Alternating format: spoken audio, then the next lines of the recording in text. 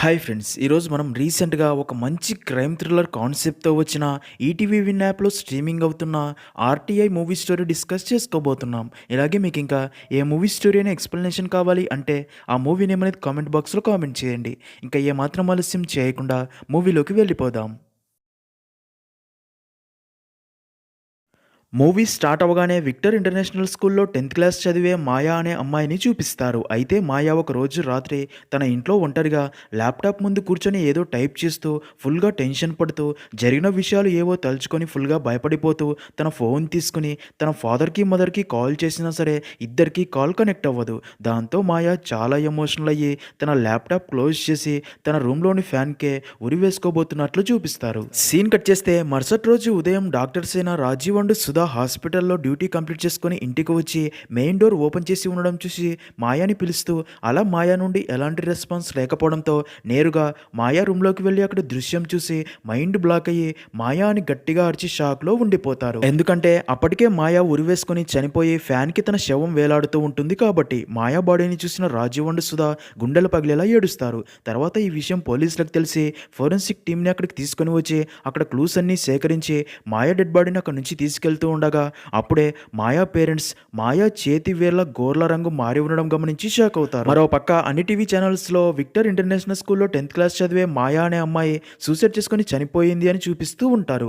ఇంకా మాయా బాడీకి చేసిన పోస్ట్ మార్టం రిపోర్ట్స్ కూడా మాయా సూసైడ్ చేసుకొని చనిపోయింది అని రావడంతో ఆ రిపోర్ట్స్ చూసిన మాయా పేరెంట్స్ ఆ రిపోర్ట్స్ మీద నమ్మకం లేక మాయా డెడ్ బాడీకి మళ్ళీ రీపోస్ట్ మార్టం చేయాలని కోర్టులో కేసు వేస్తారు. దాంతో మాయా డెడ్ బాడీకి మళ్ళీ రీపోస్ట్ మార్టం చేస్తారు. కానీ ఈసారి కూడా సేమ్ రిపోర్ట్స్ రావడంతో మాయా పేరెంట్స్ తమ కూతురి చావుపై అనుమానాలున్నాయని మాయా చదివే విక్టర్ స్కూల్ చైర్మన్ అయిన విక్టర్ ఉదయ్ రాయే మాయా మరణం వెనుక ఉన్నారని కోర్టులో మరో కేసు వేస్తారు. దాంతో ఈ కేసు సిటీలో సంచలనంగా మారుతుంది. సీన్ కట్ చేస్తే అలా 2 సంవత్సరాలు గడిచిపోతాయి. అయినా సరే ఇప్పటికి కూడా మాయా కేసులో ఇంకా న్యాయం జరక్క మాయా పేరెంట్స్ ఒక లాయర్ ద్వారా న్యాయం కోసం పోరాడుతూ కోర్టుకు వస్తూ ఉంటారు. నిజానికి మాయా పేరెంట్స్ తరపు వాదిస్తున్న లాయర్ ఎలాంటి ఎవిడెన్స్ల కోసం ట్రై చేయకుండా టైం పాస్ చేస్తూ ఉంటాడు. అయితే అదంతా చూస్తున్న జడ్జి మాయా పేరెంట్స్ బాధని అర్థం చేసుకుని ఒకరోజు వారికి పేపర్ మీద ఆర్టీఐ అని రాసి ఇస్తుంది. ఆ పేపర్ తీసుకున్న మాయా పేరెంట్స్ ఆర్టీఐ అంటే రైట్ టు ఇన్ఫర్మేషన్ కదా అని ఆలోచనలో పడతారు. జడ్జి తమకి ఇలా ఎందుకు రాసిచ్చిందా? నెక్స్ట్ సీన్లో ఆర్టీఐ అనే బోర్డు ఉన్న ఇంట్లో నుండి బయటికి వస్తున్న రామ్మూర్తి అండ్ తన కూతురు తారాలని చూపిస్తారు. ఇక్కడే మనకు తెలిసే ఒక విషయం ఏంటంటే తారా అండ్ రామ్మూర్తి ఇద్దరు ఫేమస్ లాయర్స్ అని. అయితే రామ్మూర్తి తనకి ₹2 తక్కువ రీఫండ్ చేశారు అని రైల్వే డిపార్ట్మెంట్ మీద కేసు వేస్తాడు. ఆ కేసుని తన కూతురు తారానే టేకప్ చేస్తుంది. అసలు ఆ కేసు ఏంటంటే రామ్మూర్తి హైదరాబాద్ నుండి ఢిల్లీకి వెళ్ళాలని రైల్వే టికెట్ బుక్ చేస్తాడు. అయితే కొన్ని కారణాల వల్ల తన ట్రావెలింగ్ క్యాన్సిల్ చేసుకోవడం వల్ల టికెట్ కూడా క్యాన్సిల్ చేస్తాడు. అయితే టికెట్కి పే చేసిన డబ్బులో సర్వీస్ ట్యాక్స్ కట్ చేసుకుని రిఫండ్ చేయాల్సిన డబ్బులో ₹2 తక్కువగా రిఫండ్ చేశారు అని కేసు వేసి ఉంటాడు. అలా ఈ కేసు కోర్టుకి రాగా అదంతా విన్న జడ్జి రామ్మూర్తి గారు ₹2 కోసం కేసు వేస్తారా? అయినా ₹2తోని ఏం పెద్ద తేడా పడుతుంది సార్ అనగా దానికి రైల్వే డిపార్ట్మెంట్ తరపు లాయర్ వీళ్ళు ఇదంతా సోషల్ మీడియాలో ఫేమస్ అవ్వాలని పబ్లిసిటీ కోసం చేస్తున్నారు జడ్జి గారు. ఒక చాక్లెట్ కూడా రాని ₹2 కోసం కోర్టు సమయం వేస్ట్ చేసినందుకు వీళ్ళిద్దరికీ స్ట్రాంగ్ వార్నింగ్ ఇవ్వాలి అంటాడు. అదంతా విన్న తారా ఆ ₹2 రీఫండ్ వేసిన ట్యాక్స్లో కట్ అయ్యాయి అంటుంది. దానికి జడ్జి మీ ₹2 మీకు రీఫండ్ వచ్చేలా చేస్తానని చెప్తుంది. దానికి తారా జడ్జితో ఆ ₹2 కోసం ఇంత యుద్ధం దేనికి అన్నారు కదా? ఎందుకు అంటే పిటిషనర్ రామ్మూర్తి గారు టికెట్ క్యాన్సిల్ చేసినప్పుడు అంటే జూన్ 11 నుండి జూలై 1 లోపు మొత్తం 3 లక్షల మంది టికెట్ క్యాన్సిల్ చేశారు. అంటే అందులో ఒక్కొక్కరికి సర్వీస్ ట్యాక్స్ కింద ₹35 కట్ చేశారు. అంటే 3 లక్షల మందికి కట్ అయిన మొత్తం విలువ ₹2,43,00,000. జడ్జి గారు ఒక మిడిల్ క్లాస్ మనిషికి ఆ డబ్బు సంపాదించాలి అంటే ఎన్నో నిద్రలేని రాత్రులు గడుపుతూ రోజంతా కష్టపడాల్సి వస్తుందో తెలుసా జడ్జి గారు? నేను ఈ కేసు తీసుకుంది డబ్బు కోసమో ఫేమస్ అవ్వాలనో కాదు, జనానికి ఆర్టీఐ పవర్ ఏంటో తెలియాలి అని. ₹2 నుండి 2 లక్షల దాకా ఎవరికి దక్కాల్సిన డబ్బు వారికి దక్కాలి అని. ప్రభుత్వం కోసం ప్రజలు పనిచేయడం కాదు, ప్రజల కోసం ప్రభుత్వం పనిచేయాలి. నా క్లయింట్ రామ్మూర్తి గారు లాయర్గా ఇలాంటి కేసులు ఎన్నో గెలిచారు అని చెప్తుంది. అదంతా విన్న అక్కడే ఉన్న రాజీవ్ అండ్ సుధా షాక్ అవుతారు. తమ కూతురు కేసులో న్యాయం జరగాలి అంటే దానికి వీళ్ళే కరెక్ట్ అని ఫిక్స్ అవుతారు. సీన్ కట్ చేస్తే next day Rajeev and Sudha Ramamurthy ఇంటికి వెళ్ళి తారా అండ్ రామ్మూర్తిని కలిసి తమ కూతురి కేసు గురించి మొత్తం చెప్పి మాయా కేసును వాదించమని అడగ్గా తారా అండ్ రామ్మూర్తి ఓకే అని చెప్పి వారి ఇంటికి వచ్చి మాయా చనిపోయిన రూమ్ మొత్తం చెక్ చేస్తారు. అప్పుడే రామ్మూర్తి వారిని ఆ రోజు మీరు బయటికి వెళ్ళేటప్పుడు మాయా మీతో ఏదైనా చెప్పాలి అనుకుందా? తనకి క్లోజ్ ఫ్రెండ్స్ ఎవరైనా ఉన్నారా? డైరీ రాసే అలవాటు ఉండేదా అని అడగ్గా దానికి వారు ఆ రోజు మేము హాస్పిటల్కి వెళ్ళే బిజీలో ఉండగా ఏదో తమకి చెప్పాలి అని ట్రై చేసింది కానీ చెప్పలేదు. మేము హాస్పిటల్కి టైం అవ్వడంతో వెళ్ళిపోయాము. తనకి క్లోజ్ ఫ్రెండ్స్ అంటూ ఎవరూ లేరు. డైరీ రాసే అలవాటు కూడా లేదు అని చెప్తారు. అదంతా విన్న తార మాయా యూజ్ చేసే ల్యాప్టాప్ ఓపెన్ చేసి బ్రౌజింగ్ హిస్టరీ చెక్ చేయబోగా రాజీవ్ తనతో బ్రౌజింగ్ హిస్టరీ చెక్ చేస్తున్నారా? దాంట్లో ఏం లేదు కదా. మీరు మాయా చనిపోయే ముందు ఏం జరిగిందో తెలుసుకోవాలి అనుకుంటున్నారు కానీ మీరు తెలుసుకోవాల్సిందే మాయా చనిపోయిన తర్వాత ఏం జరిగింది అని. మాయా చనిపోయాక తన చేతి గోలలో బ్లూ టించ్ కనిపించినప్పుడు డాక్టర్స్గా మాకు అనుమానం వచ్చింది. అందుకే అటాప్సీ చేయించాలి అనుకున్నాం కానీ రిపోర్ట్స్లో మాయా బాడీలో ఎలాంటి డ్రగ్ లేదని బ్లూ టించ్ గురించి ఏమీ మెన్షన్ చేయకపోవడంతో ఏదో తప్పు జరిగిందని అర్థమయ్యి మళ్ళీ రీఅటాప్సీ కోసం కోర్టులో పిటిషన్ కూడా ఫైల్ చేశాము. కానీ రీఅటాప్సీలో కూడా సేమ్ రిజల్ట్స్ వచ్చాయి. ఎందుకంటే మొదటిసారి చేసిన పేథాలజీసే మళ్ళీ రీఅటాప్సీ కూడా చేశాడు కాబట్టి. అంతేకాక పోలీసులు ఎవిడెన్స్లు కోర్టులో ఇవ్వడానికి ముందే 3 వారాలు వారి దగ్గరే పెట్టుకొని కోర్టులో ఇచ్చే టైంకి మాయా ల్యాప్టాప్లోని హిస్టరీ మొత్తం వైప్ అవుట్ అయింది అని చెప్తాడు. అదంతా విన్న రామ్మూర్తి మాయా సూసైడ్ చేసుకుంది ఇంట్లో కదా, మరి స్కూల్కి ఈ కేసుకి సంబంధం ఏంటని అడగ్గా దానికి రాజీవ్ దీనంతటి వెనక ఒక పెద్ద మనిషి ఉన్నాడు. వాడే విక్టర్ స్కూల్ చైర్మన్ అయిన విక్టర్ ఉదయ్ రాయ్ అనగా అదంతా విన్న తార ఆ అమ్మాయి చనిపోయి 2 ఇయర్స్ అయ్యింది కదా, ఈ కాలంలో ఎవిడెన్స్లు ట్యాంపర్ చేయడానికి ఒక రోజు చాలు. అలాంటిది ఈ కేసులో నెక్స్ట్ స్టెప్ ఎలా వేయగలం, ఒక్క ఎవిడెన్స్ కూడా లేకుండా అంటుంది. దానికి సుధా వారితో ఒక ఎవిడెన్స్ ఉంది, అది మాయానే అంటుంది. అది విన్న తారాండు రామ్మూర్తి షాక్ అవ్వగా ఇక్కడే అదిరిపోయే ట్విస్ట్ ఏంటంటే మాయా పేరెంట్స్ మాయా డెడ్ బాడీని 2 సంవత్సరాలుగా మార్చురీలోని ఐస్ బాక్స్లో ఉంచి ఉంటారు. వారిని తీసుకెళ్లి మాయా డెడ్ బాడీని వారికి చూపించగా మాయా డెడ్ బాడీని చూసి తారాండు రామ్మూర్తి షాక్లో ఉండగా సుధా వారితో మా మాయా కేసు సాల్వ్ అయితేనే మాకు శాంతి, తనకి ఆత్మశాంతి అని చెప్పి చాలా ఎమోషనల్ అవగా తారాండు రామ్మూర్తి కూడా ఎమోషనల్ అవుతారు. ఇంకా కేసుని టేకప్ చేస్తారు. నెక్స్ట్ సీన్లో తారా మాయా పేరెంట్స్తో 2 సంవత్సరాలు మీరు మీ అమ్మాయి డెడ్ బాడీని కాపాడుతున్నారు అంటే మీ అమ్మాయి అంటే మీకు ఎంత ఇష్టమో, తనకి న్యాయం జరగాలని మీరు ఎంత ఫైట్ చేస్తున్నారో అర్థమవుతుంది. మాయా ఇంట్లో చనిపోయింది కాబట్టి స్కూల్ని డైరెక్ట్గా ఇందులో ఇన్వాల్వ్ చేయలేం కానీ ఈ కేసులో వాళ్ళని ఏదో ఇబ్బంది పెడుతుంది, అదే వారితో మరొక తప్పు చేయిస్తుంది అని చెప్పి అలా మాయా కేసుని తారా టేకప్ చేస్తుంది. అలా మరుసటి రోజు కోర్టుకు వెళ్ళి జడ్జితో మాయా కేసుని తాను టేకప్ చేస్తున్నట్టు చెప్పి అలాగే డిఫెన్స్ లాయర్ ఈ కేసు మొదలైనప్పటి నుండి 2 ప్రశ్నలకి సమాధానాలు చెప్పడం లేదు. ఆ డిపార్ట్మెంట్కి సంబంధించి ఆన్సర్ కోసం 2 ఆర్టీఐలు సబ్మిట్ చేశాము. మొదటిది అటాప్సీ రిజల్ట్ మీద నమ్మకం లేక రీఅటాప్సీ కోరితే, రెండోసారి కూడా మొదటి అటాప్సీ చేసిన పేథాలజీసే మళ్ళీ అటాప్సీ ఎందుకు చేశాడు, రెండవది మాయా ల్యాప్టాప్ ఈ కేసులో ప్రైమరీ ఎవిడెన్స్ కానప్పుడు ఎందుకని 3 వారాలు ఆ ల్యాప్టాప్ తమ దగ్గరే ఉంచుకున్నారు, కోర్టుకి సబ్మిట్ చేసే ముందు ఆ ల్యాప్టాప్లోని ఏ ఫైల్స్ యాక్సెస్ చేశారు, వీటికి రెస్పాన్స్ వచ్చేదాకా ఈ కేసుని ఓపెన్లోనే ఉంచాలి అని, అలాగే ఇన్ని రోజులు ఈ కేసులో విట్నెస్గా ఉన్న వ్యక్తిని మరోసారి క్వశ్చన్ చేసేందుకు పర్మిషన్ అడగ్గా వాటన్నిటికీ జడ్జి పర్మిషన్ ఇస్తుంది. దాంతో తారాండు రామ్మూర్తి చాలా హ్యాపీగా ఫీల్ అవుతారు. ఇదిలా ఉంటే ఈ విషయం తెలిసిన విక్టర్ పిఏ తనతో సార్ మాయా కేసు మళ్ళీ రీఓపెన్ చేశారంట, ఇప్పుడిప్పుడే అన్నీ మర్చిపోయి స్కూల్ అడ్మిషన్స్ బాగా పెరుగుతున్నాయి, ఇప్పుడు మళ్ళీ ఈ కేసు వల్ల స్కూల్కి చాలా ప్రాబ్లమ్స్ వస్తాయి, ఎలాగైనా ఈ కేసు నుండి బయటపడాలి, లేదంటే ఈ కేసు మనకి వ్యతిరేకంగా మారితే మన స్కూల్ రెప్యుటేషన్ దెబ్బతిని ఇంకా మన స్కూల్ క్లోజ్ చేయాల్సిన పరిస్థితి వస్తుంది అని చెప్తాడు. అదంతా విన్న విక్టర్ ఆలోచనలో పడతాడు. ఇంకా ఇక్కడే మనకి సిద్ధు అనే వ్యక్తిని చూపిస్తారు. సిద్ధు చాలా తెలివిగలవాడు, మల్టీ టాలెంటెడ్. అయితే తనకి ఉద్యోగం దొరక్క చాలా ఇబ్బంది పడుతూ ఉంటాడు. సిద్ధుకి భార్య కూతురు ఉంటారు. సిద్ధు అండ్ తన భార్య తమ కూతుర్ని అదే విక్టర్ స్కూల్లో జాయిన్ చేయించాలి అనుకుంటారు. అయితే సిద్ధు దగ్గర ₹1 కూడా ఉండదు. అందుకే ఒక ఐడియా ఆలోచించి విక్టర్ స్కూల్కి వచ్చి అక్కడ అడ్మిషన్స్ ఇచ్చే వ్యక్తిని కలిసి మీ స్కూల్ అడ్మిషన్స్ 90% నుండి 65%కి పడిపోయాయి, నెక్స్ట్ ఇయర్లోగా ఇంకా తక్కువకి పడిపోతాయి, అందుకే మీ అడ్మిషన్స్ పెంచే బాధ్యత నాది, 1 వీక్లో 10 మంది స్టూడెంట్స్ని తీసుకొస్తా, అలా తీసుకురాకపోతే రోజుకి 500 మీకు ఇస్తా, ఒకవేళ తీసుకొస్తే నా కూతురికి ఫ్రీగా అడ్మిషన్ ఇవ్వాలి అని చెప్తూ ఉండగా అప్పుడే అక్కడికి వచ్చిన విక్టర్ సిద్ధు చెప్పిందంతా విని తనలోని కాన్ఫిడెన్స్ నచ్చి తనపై నమ్మకంతో ఆ డీల్కి ఓకే అని చెప్తాడు. ఇంకేముంది, సిద్ధు తన తీయటి మాటలతో అలా మొత్తానికి 10 మంది పిల్లల పేరెంట్స్ని కలిసి స్కూల్ గురించి వారికి హై రేంజ్లో చెప్పి 10 మంది స్టూడెంట్స్ని ఆ స్కూల్లో జాయిన్ చేయించి అలాగే తన కూతురు దియాకి కూడా అదే స్కూల్లో ఫ్రీగా అడ్మిషన్ ఇప్పించి జాయిన్ చేస్తాడు. అదంతా చూసిన విక్టర్కి మాయా కేసు వల్ల పూర్తిగా డౌన్ అవుతున్న తన స్కూల్ని మళ్ళీ టాప్లోకి తెచ్చే సత్తా సిద్ధులో ఉందని అర్థమయ్యి సిద్ధుని పిలిపించి నీకు మరొక బంపర్ డీల్ ఇస్తున్నా, అదేంటంటే ఫైనల్ ఎగ్జామ్స్లో టాప్ 10 ర్యాంక్స్ మన స్కూల్కే రావాలి, అది నువ్వు తేగలిగితే దానికి బదులుగా నీకు కారు ఇల్లు ఇస్తా, మరో 10 రోజుల్లో రిజల్ట్స్ రాబోతున్నాయి, నువ్వు ఏం చేస్తావో నాకు తెలియదు, నా స్కూల్కి టాప్ 10 ర్యాంక్స్ రావాలి అనగా దానికి సిద్ధు 10 డేస్లో టాప్ 10 ర్యాంక్స్ మన స్కూల్కే స్కూల్కే వస్తున్నాయి, అదంతా నేను చూసుకుంటా, మీరు నాకు ఇవ్వాల్సిన కారు ఇల్లు రెడీ చేయండి అని చెప్పి అక్కడ నుండి హ్యాకర్స్ అయిన తన ఫ్రెండ్స్ దగ్గరికి వెళ్ళి 10th క్లాస్ రిజల్ట్స్ మరో 10 రోజుల్లో రాబోతున్నాయి, ఆ రోజు మీరు టీఎస్ వెబ్సైట్ని హ్యాక్ చేసి విక్టర్ స్కూల్లోని స్టూడెంట్స్కే టాప్ 10 ర్యాంక్స్ వచ్చేలా చేయాలి అనగా దానికి వారు ఆ రోజు లక్షల మంది సర్వర్ యాక్సెస్ చేస్తారు, మనం హ్యాక్ చేయాలి అంటే సర్వర్ పవర్ఫుల్గా ఉండాలి అని చెప్తాడు. అది విన్న సిద్ధు విక్టర్ని అడిగి పవర్ఫుల్ సర్వర్స్ని తీసుకుని హ్యాకర్కి ఇస్తాడు. అలా 10 రోజులు చాలా కష్టపడి రిజల్ట్స్ రోజు టీఎస్ వెబ్సైట్ని హ్యాక్ చేసి విక్టర్ స్కూల్కే టాప్ 10 ర్యాంక్స్ వచ్చేలా చేస్తాడు. దాంతో విక్టర్ చాలా హ్యాపీగా ఫీల్ అయ్యి తను ఇచ్చిన మాట ప్రకారం సిద్ధుకి కారు ఇల్లు ఇస్తాడు. దాంతో సిద్ధు ఫ్యామిలీ కూడా చాలా హ్యాపీగా ఫీల్ అవుతుంది. సీన్ కట్ చేస్తే రాజీవ్ తారా అండ్ రామ్మూర్తికి ఒక లైవ్ వీడియో లింక్ పంపి చూడమని చెప్తాడు. అలా ఆ లింక్ ఓపెన్ చేసి చూడగా విక్టర్ స్కూల్లో మీడియాతో మాట్లాడుతూ విక్టర్ స్కూల్లో చదివిన ప్రతి స్టూడెంట్ ఫ్యూచర్ బ్రైట్గా ఉంటుంది అని చెప్తూ ఉండగా దానికి ఒక రిపోర్టర్, మరి ఇంత మంచి స్కూల్లో చదివే మాయా అనే అమ్మాయి ఎందుకు సూసైడ్ చేసుకుంది, తన డెత్ గురించి మీరు ఇప్పటిదాకా రియాక్ట్ అవ్వలేదు ఎందుకు అని అడగ్గా దానికి విక్టర్, ఆ కేసు ఇంకా కోర్టులో నడుస్తుంది, అందుకే దాని గురించి మాట్లాడాలి అనుకోవట్లేదు, అది స్కూల్ బయట జరిగిన ఒక అనుకోని సంఘటన, కోర్టే నిజం తెలియజేస్తుంది అంటాడు. అది విన్న రిపోర్టర్, మాయా తరపు లాయర్స్ ఆర్టీఐ ఫైల్ చేశారు, మీరు ఎవిడెన్స్ ట్యాంపర్ చేశారు అని వారికి డౌట్, దానికి మీ ఆన్సర్ ఏంటని అడగ్గా దానికి విక్టర్, నేను ఎవరికి సమాధానం చెప్పాల్సిన అవసరం లేదు, నిజమేంటో కోర్టే నిర్ణయిస్తుంది అని అక్కడ నుండి వెళ్ళబోతాడు.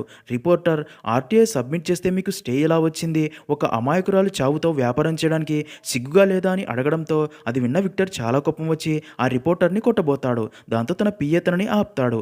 అప్పుడే విక్టర్ వారితో, మీకు ఆన్సర్ కావాలి అంతే కదా, అయితే చెప్తా వినండి, మాయా అనే స్టూడెంట్ అమాయకురాలు కాదు, మా స్కూల్లో కొన్ని స్ట్రిక్ట్ రూల్స్ ఉన్నాయి, అందులో మొదటిది సెల్ ఫోన్ స్కూల్లో కానీ హాస్టల్లో కానీ అలౌడ్ లేదు, కానీ మాయా సీక్రెట్గా ఒక ఫోన్ మెయింటైన్ చేస్తూ ఉండేది అని, అంతేగాక హాస్టల్లో కూడా అర్ధరాత్రి సమయంలో మొబైల్తో ఎక్కువసేపు బాత్రూంలో టైం స్పెండ్ చేసేది అని తన రూమ్మేట్సే చెప్పారు, అలా మాకు తెలియకుండా చాలా రోజులు జరిగింది, అయితే ఒకరోజు మాయా బాత్రూంలో కూర్చొని సెల్ ఫోన్లో ఎక్స్ చాట్ చేస్తూ ఉండగా టీచర్ కృపాకర్ చూసి షాక్ అయ్యి ఆ విషయం ప్రిన్సిపల్కి చెప్పాలి అనుకోగా మాయా తనతో, ఈ విషయం ఎవరికి చెప్పకపోతే తనని ఏమైనా చేసుకోమని షర్టు బటన్స్ విప్పగా అది చూసిన టీచర్ షాక్ అయ్యి ఫోన్ తీసుకుని అక్కడి నుంచి వెళ్ళబోగా మాయా ఫోన్ లాక్కొని పగలగొట్టి, ఇప్పుడు మీరే నాతో అసభ్యకరంగా ప్రవర్తించారని అందరితో చెప్తా అనడంతో టీచర్ సైలెంట్గా అక్కడి నుండి వచ్చేసాడు అని, ఈ విషయం కృపాకర్ నాకు తర్వాత చెప్పాడు అని, ఈ విషయం ఎవరికి చెప్పేది కాదు, అందుకే ఇప్పటిదాకా ఎవరికి చెప్పలేదు, ఈ ఆన్సర్ చాలా అంటాడు. అదంతా చూసిన మాయా పేరెంట్స్ విక్టర్ అబద్ధం చెప్తున్నాడు అని చాలా ఎమోషనల్ అవుతారు.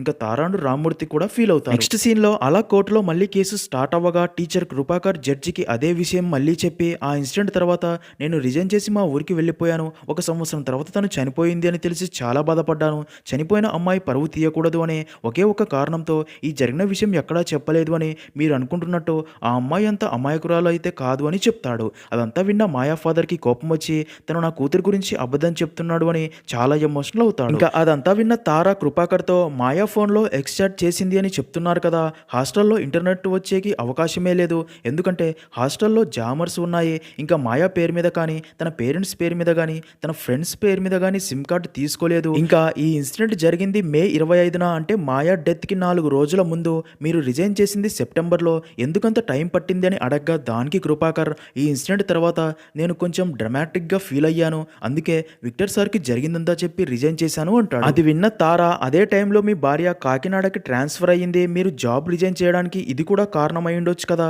కానీ కృపాకర్ గారు కోఇన్సిడెంట్ అంటున్నారు, జడ్జి గారు ఈ కేసులో చాలా కోఇన్సిడెంట్స్లు ఉన్నాయి, పోలీసులకి మాయా ఫోన్ దొరకనే లేదు, 2 సంవత్సరాలైనా దీని గురించి ఊసేలేదు, ఇంకా ఈ కృపాకర్ స్కూల్ నుండి వెళ్ళిపోవడం తన పర్సనల్ చాయిస్, కానీ కన్వీనియంట్గా దీనికి లింక్ చేశారు, మాయా ఎలాంటి తప్పు చేయలేదు, అసలు మాయాకి ఫోనే లేదు, మాయా అమాయకురాలు, ఈ కృపాకర్ అన్ని అబద్ధాలు చెప్తున్నాడు అంటుంది. అదంతా విన్న జడ్జి, కోర్టుకి కావాల్సింది మనస్సాక్షి కాదు ఎవిడెన్స్లు అనగా దానికి తారా, ఇప్పుడు నా దగ్గర ఎలాంటి ఎవిడెన్స్లు లేదు, కానీ తప్పకుండా ఎవిడెన్స్లు సంపాదించి నిజం అందరికీ తెలియజేస్తా అనడంతో జడ్జి ఈ కేసును వాయిదా వేస్తుంది. సీన్ కట్ చేస్తే అదంతా చూస్తున్న మాయా పేరెంట్స్ తారాండు రామ్మూర్తిని కలిసి, ఇన్ని రోజులు మా కూతురు మాయా చావుకి న్యాయం జరగాలని ఇక్కడ దాకా పోరాడుతూ వచ్చాం, కానీ వాళ్ళు ఈ రోజు తప్పు వారి వైపు రాకూడదు అని మా కూతుర్ని ఒక క్యారెక్టర్ లేని దానిలాగా చిత్రీకరించేందుకు నోటికి వచ్చిన అబద్ధాలన్నీ చెప్తూ చనిపోయాక కూడా మా కూతురి ఆత్మని హింసిస్తున్నారు, అందుకే మేము ఇంకా ఈ కేసుని వెనక్కి తీసుకోవాలి అనుకుంటున్నామని చెప్పి చాలా ఎమోషనల్ అవుతారు.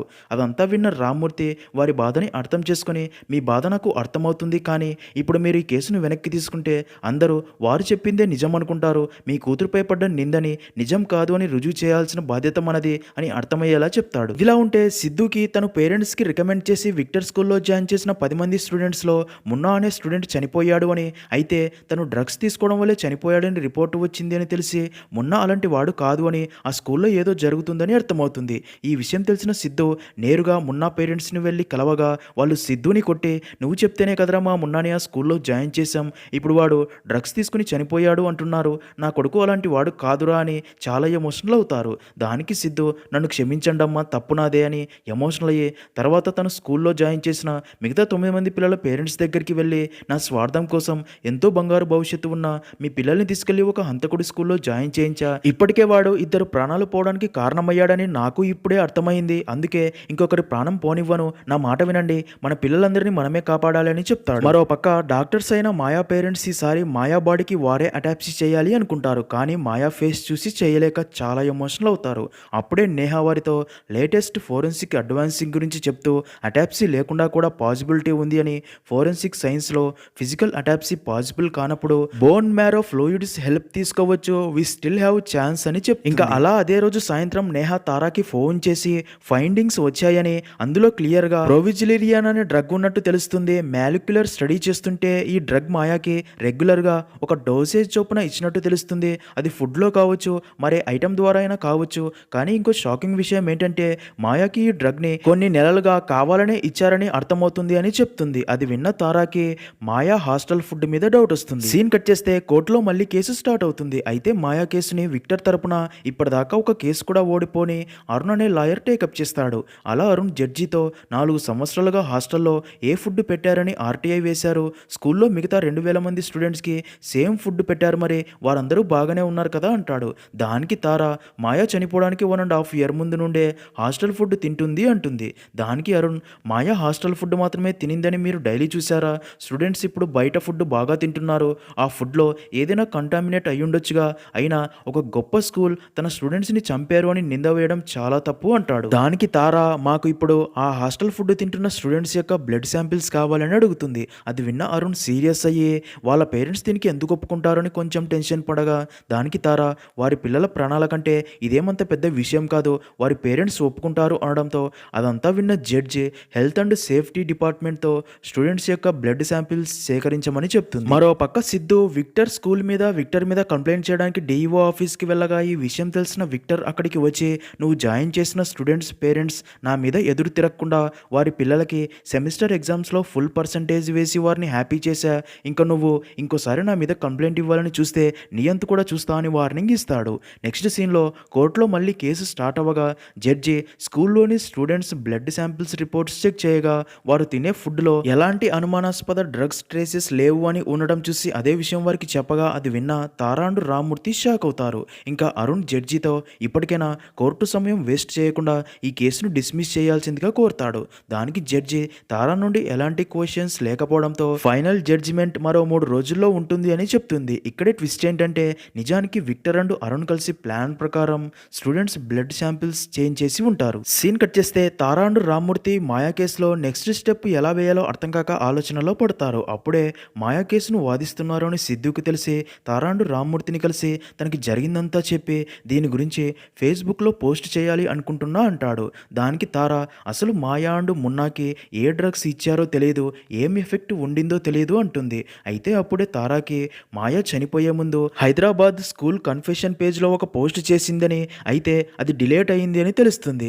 అసలు మాయా పోస్ట్ చేసింది ఏంటో తెలిస్తే నిజం తెలిసే ఛాన్స్ ఉంది అనగా అది విన్న సిద్ధు తన హ్యాకర్స్ అయిన ఫ్రెండ్స్ ద్వారా చాలా కష్టపడి ఆ పోస్ట్ తిరిగి రప్పించి అసలు మాయా ఏం పోస్ట్ చేసిందో దాన్ని చదివి తెలుసుకుంటారు. నెక్స్ట్ సీన్లో అలా కోర్టులో మాయా కేసు చివరి హియరింగ్ స్టార్ట్ అవ్వగా తారా జడ్జికి మాయా చనిపోయే ముందు కన్ఫెషన్ పేజ్లో పోస్ట్ చేసింది చదివి వినిపిస్తుంది. అందులో మాయా, నేను విక్టర్ స్కూల్లో చదివే ఒక అమ్మాయిని అని, నేను సరిగ్గా నిద్రపోయి 2 నెలలు అవుతుంది, నిద్రే రావట్లేదు, ఏదో భయంగా కంగారుగా ఉంటుంది, పిచ్చెక్కినట్లు అవుతుంది, ఇదే విషయం మా పేరెంట్స్కి చెప్పాలి అనుకున్నా కానీ వాళ్ళు చాలా బిజీ, అసలు ఇదంతా ప్రతిరోజు రాత్రి 9 గంటలకి హాస్టల్లో హెల్త్ డ్రింక్ తాగుతున్నప్పటి నుండి స్టార్ట్ అయ్యింది, ఆ డ్రింక్ని స్టూడెంట్స్ అందరికీ బలవంతంగా ఇస్తున్నారు, అది ఒక గ్లాస్ తాగితే 3 గంటల దాకా అసలు నిద్రే రాదు, దాంతో తప్పక చదివి తీరాలి, అలసిపోయేంత వరకు చదవాలి, ఎందుకో గానీ నాకు ఆ డ్రింక్ పడలేదు, నాలో చాలా చేంజెస్ కనిపిస్తున్నాయి, నాకు తల బద్దలైపోతున్నట్టు ఫీలింగ్, స్కూల్ వాళ్ళు మార్క్స్, ర్యాంక్స్ కోసం ఆ డ్రింక్‌ని బలవంతంగా తాగిస్తున్నారు.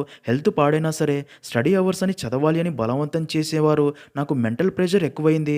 అది భరించలేకపోతున్నాను. ఈ చివరి మాటలు చెప్పడానికి కూడా నా పేరెంట్స్ నాతో లేరు. అమ్మా, నాన్న ఐ లవ్ యూ అని రాసి సూసైడ్ చేసుకొని ఉంటుంది. అదంతా విన్న కోర్టులో ఉన్న అందరూ చాలా ఎమోషనల్ అవుతారు. ఇంకా జడ్జి తారాతో ఇదే నిజమైతే మాయాకి సానుభూతి ప్రకటించగలం గానీ సాక్ష్యంగా తీసుకోలేము. ఒక సాలిడ్ ఎవిడెన్స్ అంటే నిజంగా హాస్టల్ ఫుడ్‌లో డ్రగ్ ఉన్నట్టు తెస్తే మాయాకి న్యాయం జరుగుతుంది అని చెప్పి కేసుని మరుసటి రోజుకి వాయిదా వేసి సీన్ కట్ చేస్తే అదే రోజు రాత్రి సిద్ధు అండ్ తారా ఆ స్కూల్ హాస్టల్ దగ్గరికి చేరుకొని సిద్ధు తారాని బయటనివ్వడమని చెప్పి హాస్టల్లోకి వెళ్ళి అక్కడ ఉన్న కృపాకర్తో కాసేపు మాట్లాడతాడు. నిజానికి కృపాకర్కి విక్టర్ సిద్ధుని స్కూల్ నుండి తీసేశాడని ఇంకా తెలియదు.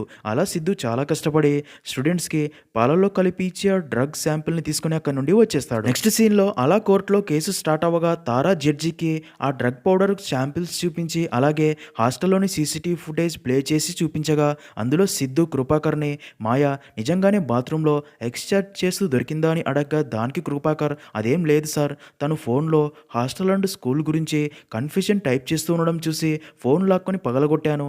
మాయా నిజంగానే షర్టు విప్పించి చూపిస్తే నేను ఊరుకుంటానా ఏంటి? అదంతా విక్టర్ సార్ స్కూల్ రెప్యుటేషన్ పోకుండా ఉండడం కోసం అల్లిన కథ అని నిజమంతా చెప్పేసి ఉంటాడు. ఇంకా అలాగే స్టూడెంట్స్కి ఆ డ్రగ్ పౌడర్ పాలలో కలిపి ఇవ్వడం కూడా రికార్డ్ అయి ఉంటుంది. అది చూసి విక్టర్ అండ్ అరుణ్ షాక్ అవ్వగా అప్పుడే తారా విక్టర్ని బోనులోకి పిలిచి స్కూల్ అంటే మీకు ఒక బిజినెస్, అసలు ప్రొవిజిలిన్ అనే డ్రగ్ ఉన్న పౌడర్ ఎందుకు ఇస్తున్నారో స్టూడెంట్స్కి చెప్పండి అని అడగగా దానికి విక్టర్ అందులో అలాంటి డ్రగ్ ఒకటి ఉంది అని నాకు అస్సలు తెలియదు, తెలిస్తే ఇచ్చేవాడినే కాదు అంటాడు. అదంతా విన్న జడ్జి మరి హెల్త్ డిపార్ట్మెంట్ రిపోర్ట్లో మిగతా పిల్లలందరికీ క్లీన్ సర్టిఫికేట్ ఎలా ఇచ్చింది అని అడగగా దానికి తారా టెస్ట్కి ఒక రోజు ముందు స్కూల్లో యాంటీవైరల్ క్యాంప్ జరిగింది. అందులో మలేరియా వ్యాక్సిన్కి బదులుగా ప్రొవిజిలరియన్ డ్రగ్స్కి యాంటీడోట్ ఇచ్చారు. పిల్లల మీద ఏ ఎఫెక్ట్ వచ్చిందో అని రిపోర్ట్లో రాకుండా జాగ్రత్త పడ్డారు అని ఆ సీసీటీవీ ఫుటేజ్ కూడా చూపిస్తుంది. అదంతా చూసిన జడ్జి కోపంతో దీనికి మీ సమాధానం ఏంటి విక్టర్ అని అడగగా దానికి విక్టర్ ఇందులో నా తప్పేముంది, ఈ సొసైటీలో పేరెంట్స్ని మించిన క్రిమినల్స్ ఎవ్వరూ లేరు, వీళ్ళే నా దగ్గరికి వచ్చి మీరు ఏం చేస్తారో నాకు తెలీదు, నా కొడుక్కి కూతురికి 90% రావాలి, 95% రావాలి, 100% రావాలి అని వాళ్ళకి కావాల్సిందంతా నా చేత చేపించుకొని ఇప్పుడు నన్ను బ్లేమ్ చేస్తున్నారు. నేను ఒక బిజినెస్ మ్యాన్గా నా దగ్గరికి వచ్చిన క్లయింట్స్కి ఎలాంటి క్వాలిటీ ఇస్తున్నాను అనేదే నాకు ముఖ్యం, ఎలా ఇస్తాను అనేది కాదు. నా స్టూడెంట్స్కి 100కి 100 రప్పించడం కోసం నేను ఏమైనా చేస్తా అనగా దానికి జడ్జి విద్య అనేది వ్యాపారం కాదు సర్వీస్ అంటుంది. దానికి విక్టర్ నవ్వే మరి అయితే అన్ని గవర్నమెంట్ స్కూల్స్ ఉండగా అక్కడ మీ పిల్లల్ని చేర్పించకుండా ఇక్కడికి ఎందుకు తీసుకొని వస్తున్నారు? బికాస్ నా స్కూల్లో వచ్చే మార్క్స్ అండ్ ర్యాంక్స్ని చూసే కదా అంటాడు. అది విన్న జడ్జి కోపంతో విక్టర్ స్కూల్స్ని సీజ్ చేసి విక్టర్కి 10 సంవత్సరాలు జైలు శిక్ష విధిస్తున్నట్లు తీర్పిస్తుంది. అలాగే పేరెంట్స్ ప్రతి ఒక్కరూ మీ పిల్లలతో కొంత సమయాన్ని గడిపి వారికి ఏమి కావాలో తెలుసుకోండి అని చెప్తుంది. ఇంకా తర్వాత మాయా పేరెంట్స్ మాయా బాడీకి అంత్యక్రియలు చేస్తారు. అయితే ఇక్కడే అదిరిపోయే ట్విస్ట్ ఏంటంటే నిజానికి మున్నాని తారా అండ్ రామ్మూర్తి తమ కొడుకు తమ్ముళ్ళ చూసుకుంటూ ఉంటారు. అయితే విక్టర్ స్కూల్లో చనిపోయింది ఈ మున్నాని అని తెలిసి ఇద్దరు షాక్లో ఉండిపోతారు. ఇంకా మూవీ ఎండింగ్లో ఎడ్యుకేషన్ పేరుతో పేరెంట్స్ క్రిమినల్గా మారొద్దు, మార్క్స్ పోతే మళ్ళీ తెచ్చుకోవచ్చు కానీ పిల్లలు పోతే రారు, ఆలోచించండి అనే మాటతో ఎండ్ అవుతుంది.